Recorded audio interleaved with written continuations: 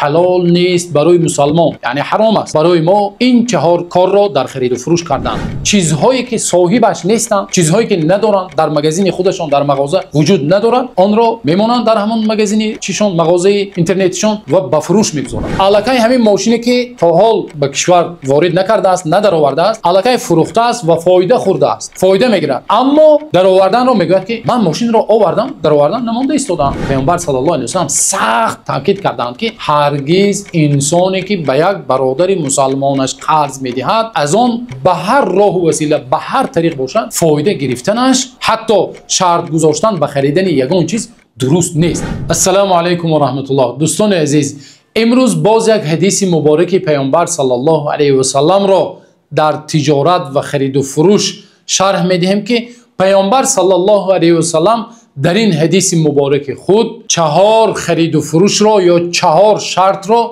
در خرید و فروش پیامبر صلی الله علیه و سلم منع کردند و گفتند که اینها برای مسلمان حلال نیست.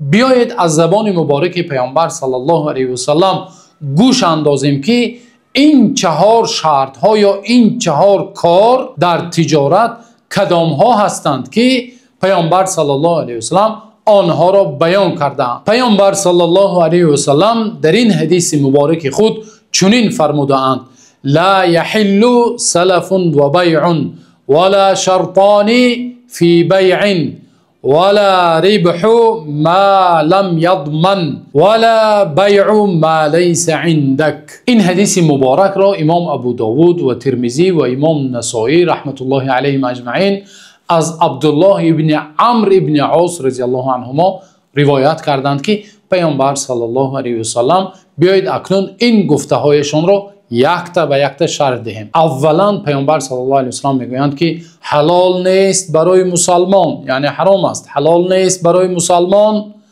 قرض دادن با شرط خرید و فروش و همچنین 2 شرط در خرید و فروش و همچنین فایده گرفتن از چیزی که بر عهده او نیست، کفالت دادن نمیتواند و همچنین هر مالی که، هر محصولاتی که در زیر ملک او نیست، یعنی هر چیزی که ندارد آن را فروختنش حلال نیست برای مسلمان.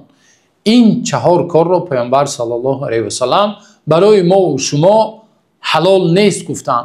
بیایید یک تا به یک تا اکنون اینها را شرح دهیم. یکمش پیامبر صلی الله علیه و سلم گفتند لا یحل سلف و بیع، قرض دادن به شرط خرید و فروش کردن حلال نیست، درست نیست. یعنی یک نفر از شما قرض خواهش میکند، شما میگوید من برایت قرض میدهم به شرطی که تو از من فلان چیزم رو بخری، خانه ام رو، ماشینم رو یا یگان چیزم رو بخری. یگان در وقت قرض دادن شرط میمونه که فلان چیزم رو اگر خریدی سپس من چیکار میکنم؟ به همین شرط به تو قرض میدم. این حدیث خیلی برای ما و شما یک قاعده بزرگ در تجارت است. پیامبر صلی الله علیه و سلم سخت تاکید کردند که هرگز انسانی که به یک برادر مسلمانش قرض میدهد از آن به هر راه و وسیله، به هر طریق باشد، فایده گرفتنش، حتی شرط گذاشتن به خریدن یگان چیز درست نیست. بنابراین اهل علم یک قاعده بزرگ بناهن بر همین حدیث های پیامبر صلی الله علیه و سلم یک قاعده بزرگ گذاشتند که میگویند کل قرض جر نفعا فهو ربا. هر قرضی که فایده رو به میان میبیارد، هر قرضی که صاحبش از آن یگان خیل با یگان راه و وسیله بهره میبرند فهو ربا، پس آن چی است؟ ربا است. بنابراین پیامبر صلی الله علیه و سلم قرض دادن رو وقتی قرض میدهد و شرط میگذارد که باید تو فلان چیزم رو اگر خری سپس من قرض میدهم، این هم از جمله ربا است و حلال نیست. این یکمین چیزی بود که در این حدیث پیامبر صلی الله علیه و سلم منع کردند. دومش ولا شرطان فی بیع، و 2 شرط در خرید و فروش گذاشتن جایز نیست، حرام است. مثلا مثال عادی، امروز بسیار به قول رکلام میکنند که قرض های بی‌فایز یا رسراچکی بی‌فایز بسیار رکلام میکنند، اما در زیرش چیکار میکنند؟ اگر در مدت 10 ماه تا 10 ماه مثلا مثال تا فلان ماه یا 10 ماه یا 1 سال بفایز است. اگر در همین مدت نسپرده پس جریمه می شود. یعنی شرط الکی بالای یک شرط دیگر میگذارد که پس جریمه می شود، یعنی ربا می شود. بنابراین پیامبر صلی الله علیه و سلم گفتند درست نیست. یا مثال دیگر زمین را میفروشند، شرط میگذارد که در فلان مدت در فلان مهلت تو باید چیکار کنی؟ عمارت کنی در همون زمین، گردش را دیوار کنی، فلان کنی، این کنی. در شرطنامه خرید و فروش باز شرط های علاوه‌ای می‌دارد که این الکی زمین اصلا وقتی وای پرداخت میکنند زمین را میخرد در مالکیت او داخل میشه. عمارت میکند نمیکند، یک آشیانه میکند دو آشیانه میکند، وای مالکیت او شد دیگر، وای صاحب اختیار است، آزاد است. بالای شرط گذاشتن. پیامبر صلی الله علیه و سلم چیکار کردند؟ حلال نیست، حرام گفتند. یا همچنین بعضی از اهل علم مثال میبرند، میگویند که مثلا یک انسان یک چیز را میخرد، وقتی فروختن در شرطنامه هم خیلی میگویند که اگر نقد سپاری نرخش 1000 سامان، اگر نسیه باشد نرخش 1500 سامان. اما در شرطنامه معین نشده است که کدام از آنها معین شده است. نرخ با 2 شرط گذاشته شده است. این هم درست نیست و حرام میباشد. این دومین چیزی بود که پیامبر صلی الله علیه و سلم ما و شما را از آن منع کردند. و بعداً پیامبر صلی الله علیه و سلم میگن ولا ربح ما لم یضمن، و هرگز فایده گرفتن، فایده خوردن از آن چیزی که بر عهده اش نیست. و سومین چیزی که پیامبر صلی الله علیه و سلم از آن ما و شما را منع کردند ولا ربح ما لم یضمن، فایده خوردن، فایده گرفتن از آن چیزی که بر عهده ما و شما نیست. یعنی آن چیز را ما بر عهده نمیگیریم، کفالت داده نمیتوانیم. مثال میبریم، مثلا یک انسان ماشین میفروشد، یک نفر دیگر خریدار میبیاید ماشین زکاز میکند. ماشین در خارجه است. وقتی ماشین از خارجه میبیاید، مثال در گمرک در آوردن نمیماند. همون نفری که ماشین فروش است الکی همین ماشینی که تا حال به کشور وارد نکرده است، ندر آورده است، الکی فروخته است و فایده خورده است، فایده میگیرد. اما در آوردن را میگوید که من ماشین را آوردم، در آوردن نمانده ایستادم، یعنی بر کفالتش نگرفته ایستاده است. میگوید من وقت خریدار میگوید که تو ماشین را برای من دسترس نکردی، میگوید که من ماشین را آوردم اما گناهی من نیست، عیبی اینجا عیبی من نیست، ماشین را در آوردن نمانده ایستاده‌اند. وقت مالش را طلب میکنند، مبلغی که سپرد طلب میکنند، میگوید من نمیتونم. بنابراین هر نفری که یک چیز را میفروشد و از آن فایده گرفتن میخواد، باید دسترس کردن و رسانیدن همون چیز را کفیل باشد. وقتی کفالت داده نمیتوانند، فایده خوردن و خرید و فروش کردن حرام است. خب این سومین چیز بود.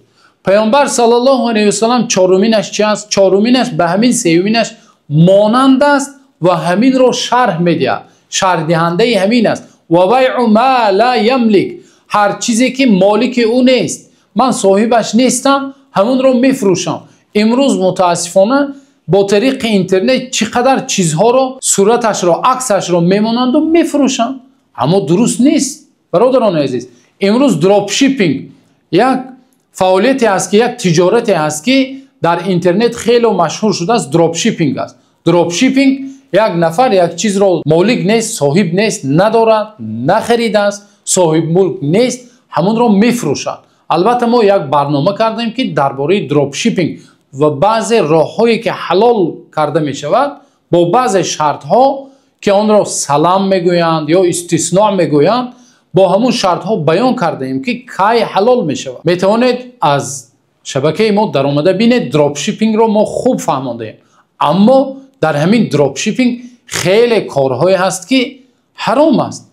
یا مثلا دکان میکشویند در اینترنت، یک اینترنت مگزین باز میکنند، میکشویند چیزهایی که صاحبش نیستند، چیزهایی که ندارند، در مگزین خودشان در مغازه وجود ندارند، آن را میمونند در همون مگزینی چیشون، مغازه اینترنتشون و به فروش میگذارن.